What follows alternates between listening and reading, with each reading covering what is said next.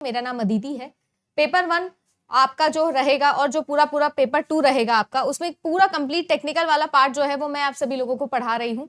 Programmer vacancy के लिए अगर आप सभी लोग तैयारी करना चाहते हैं तो आप सब लोगों को मैं ये बता दूं कि अपना जो है वो कंप्लीट कोर्स है जो कि क्लास 24 एप्लीकेशन पर अपन लेके आए हैं। इस पूरे कंप्लीट कोर्स के अंदर आप सभी लोगों को डिटेल के अंदर टेक्निकल और नॉन टेक्निकल वाला पार्ट पूरा करवाया जाएगा। तो आप राजस्थान एग्जाम्स पे जाओगे क्लास 24 एप्लीकेशन पे, क्लास 24, ठीक है, ये एप्लीकेशन का नाम है जिस पर आप जाओगे। आरपीएससी प्रोग्रामर का कोर्स इस तरीके से आपको दिखेगा। कोर्स के फीचर्स, पूरा अबाउट कोर्स के अंदर स्केड्यूल, सारी चीजें आपको मिल जाएगी और टेक्निकल प्लस नॉन टेक्निकल की सारी क्लासेस आपको मिलेगी, है ना। 5+1 सीरीज अभी चला रखी है जिसके अंदर 5 दिन आप लोगों को मैं क्लासेस रिकॉर्ड करके दे रही हूँ और जो आप लोगों का 6th डे होता है उसमें आप लोगों का लाइव डाउट क्लियरिंग सेशन होता है जिसमें पूरा रिविजन, साथ ही साथ आप लोगों की प्रीवियस या नेट और गेट के एमसीक्यूज जो है वो होंगे। अभी इसको शुरू किए हमें 1 ही वीक हुआ है। अगर आप ज्वाइन करना चाहते हो तो 5,000 इसकी फीस है, ठीक है। आपके लिए जो प्रोग्रामिंग वाला यूनिट है वो कंप्लीटली लाइव होगा क्योंकि वो मैं लाइव ही पढ़ाऊंगी। बाकी जो सेशंस मुझे ऐसा लगता है कि आप सभी लोगों को रिक्वायर्ड हैं वो मैं आपको रिकॉर्ड करके दे रही हूँ। कंप्लीट रोड मैप मैंने आपको पहली क्लास में समझा दिया था। अब मैं पूरा यूनिट वाइज, जैसे डेटाबेस मैनेजमेंट सिस्टम है उसका कंप्लीट रोड मैप अलग से आप लोगों को देती हूँ, नेटवर्किंग का अलग से आपको दूंगी। तो ये सारी की सारी चीजें अगर आप लोगों को रिक्वायर्ड है, आप कोर्स लेना चाहते हैं तो आप लोगों के लिए जो है ये कोर्स ऑलरेडी चल रहा है, ठीक है। क्लास 24 एप्लीकेशन पर आप जाके इस कोर्स को ले सकते हैं। नेक्स्ट क्वेश्चन देखिए, बाइंड है, लिसन है, एक्सेप्ट है और सॉकेट है। मैच द कॉलम आप लोगों का यहां पर पूछा गया था।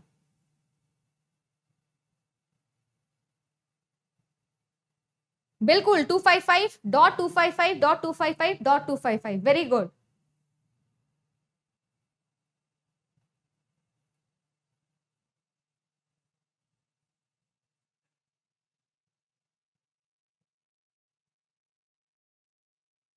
चलिए यहां पे सॉल्व करते हैं, मैच द कॉलम के ऊपर बात करते हैं।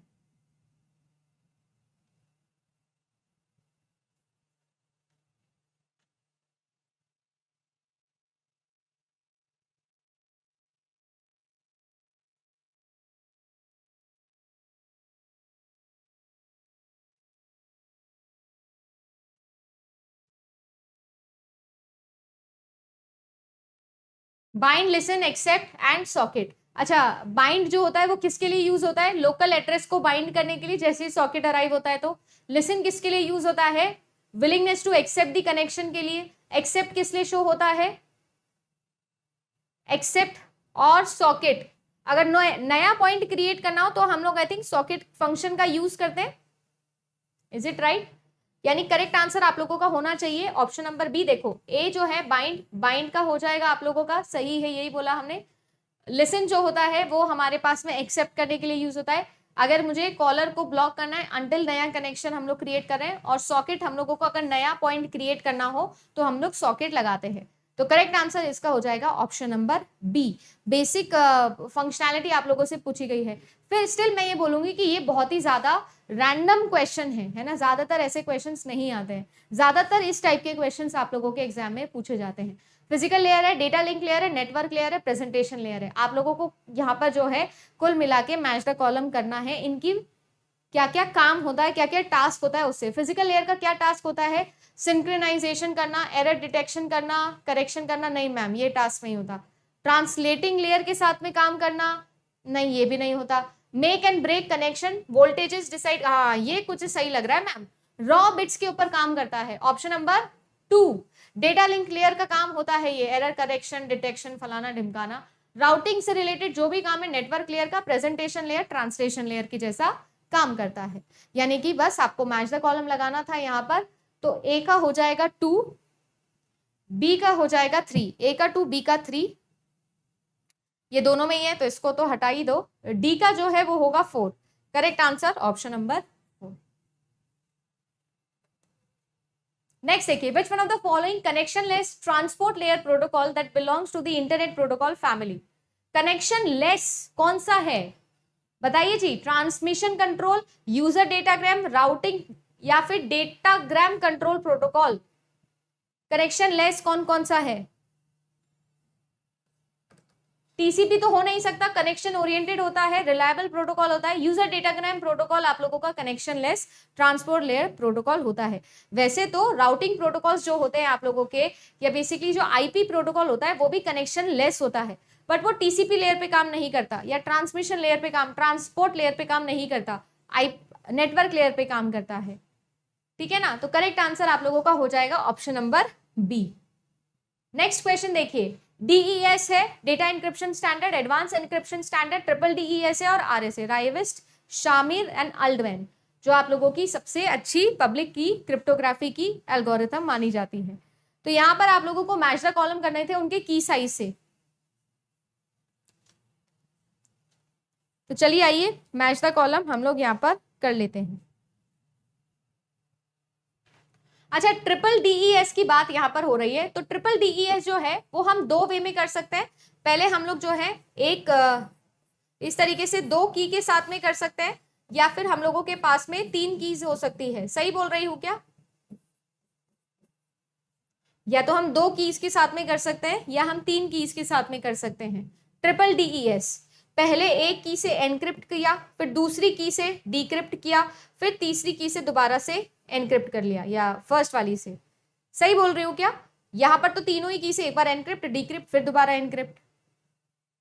ये चीज मैंने सही बोली है क्या? कोई मुझे बता रहा है क्या यहाँ पर, या मैं अपने में ही खेल रही हूँ?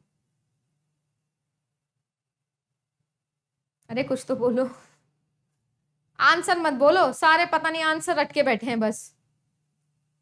आंसर मत बोलो, मैं जो पूछ रही हूँ वो बताओ। दो तरीके से हो सकता है ना? या तो मैम आप क्या करिए, अलग अलग कीज यूज करिए, एक से एनक्रिप्ट करिए, फिर क्या करिए, डीक्रिप्ट करिए, फिर एनक्रिप्ट करिए। तीनों अलग अलग कीज हो सकती है, या फिर दो कीज से हो सकता है। सही बोल रही हूं? बोल लो।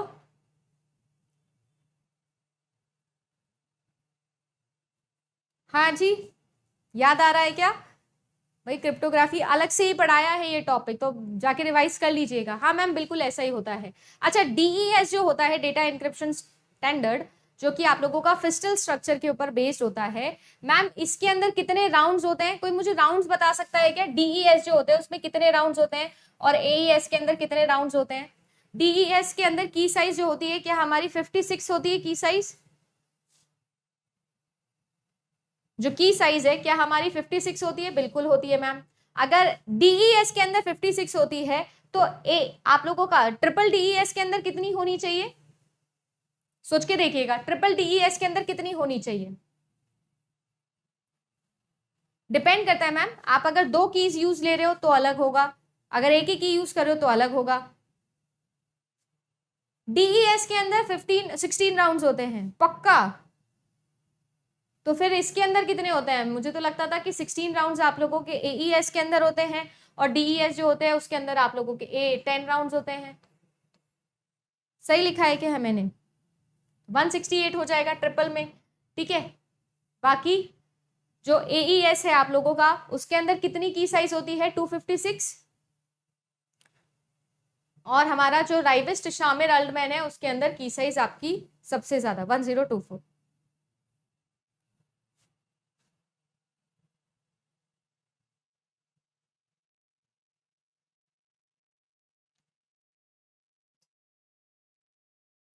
क्या मैंने टोटल नंबर ऑफ राउंड्स सही लिखे हैं यहाँ पर? मुझे बता सकता है क्या कोई?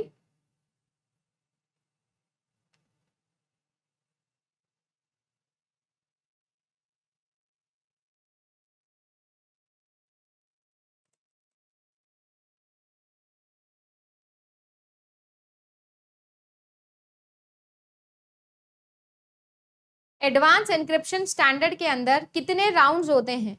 क्या जो मैं ये लिख रही हूं कि कितने राउंड्स होते हैं, इज इट करेक्ट कि मैंने आप लोगों को बोला 16 राउंड्स होते हैं? क्या ये सही बोला है मैंने? और जो डीईएस होता है उसके अंदर 10 राउंड्स होते हैं? जी नहीं मैम, आपने उल्टा बोल दिया है, कोई भी नहीं बता रहा है। ये चीज याद रखेंगे, क्योंकि राउंड्स पर भी एग्जामिनेशन के अंदर सवाल आता है, और राउंड्स भी अलग अलग होते हैं। अगर देखो 128 बिट्स है आप लोगों का की साइज तो 10 राउंड्स होंगे। अगर आप लोगों के पास में जैसे कि इसमें गिवन है 256 तो 12 राउंड होंगे। 512 की होगी आपकी तो 14 राउंड्स होंगे, है ना जी। तो आप लोगों के 10, 12 और 14 तीन तरीके से हमारा AES हो सकता है, और जो DES है उसके अंदर 16 राउंड्स होते हैं, ठीक है, जिसमें हम लोग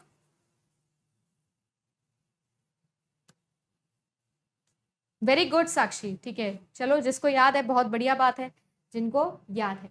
विच mode is a block cipher implementation as a self synchronization stream cipher.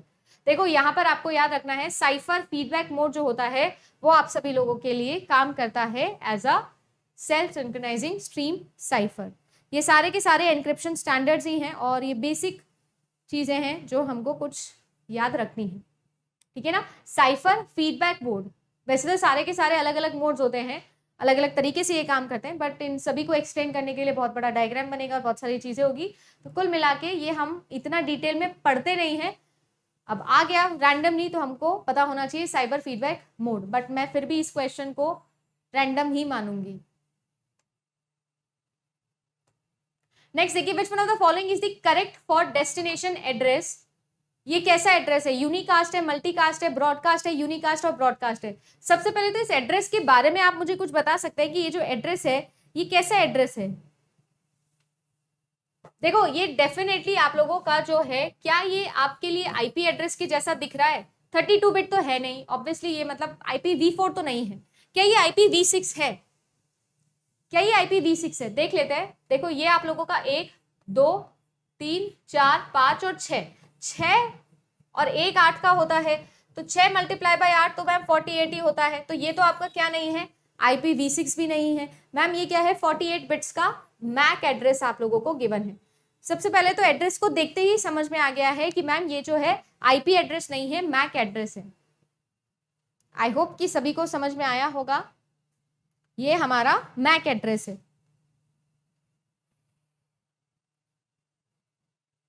अब यहां पर हम कैसे पहचानते हैं मैक एड्रेस के लिए, तो मैक एड्रेस के लिए आप सभी लोगों को इसका MSB और LSB देखना होता है, ठीक है ना। इसका MSB और LSB देखना होता है, इससे हम लोगों को पता लग जाता है। अगर मान लीजिए कि आप लोगों का जो LSB है वो आप लोगों का 0 है, तब हम उसे क्या बोलते हैं, तब हम उसे बोलते हैं यूनिकास्ट। और अगर आप लोगों का LSB जो है वो क्या हो, 1 हो, तब हम उसे बोल देते हैं मल्टीकास्ट। अब यहाँ पर जो LSB है उसके अंदर देखो लिखा हुआ है 1A, और A को हम लोग लिखते हैं 1010, तो जो आप लोगों का LSB है वो कितना है, 0 है, यानी कि करेक्ट आंसर यहाँ पर हो जाएगा यूनिकास्ट। अगर यहाँ पर 11 होता तो यानी कि आप लोगों के लिए होता 1B, तो ये कितना होता 1011, यानी कि LSB कितना होता, LSB हो जाता मैम आप सभी लोगों का 1, यानी कि ये क्या हो जाता, मल्टीकास्ट हो जाता। समझ रहे?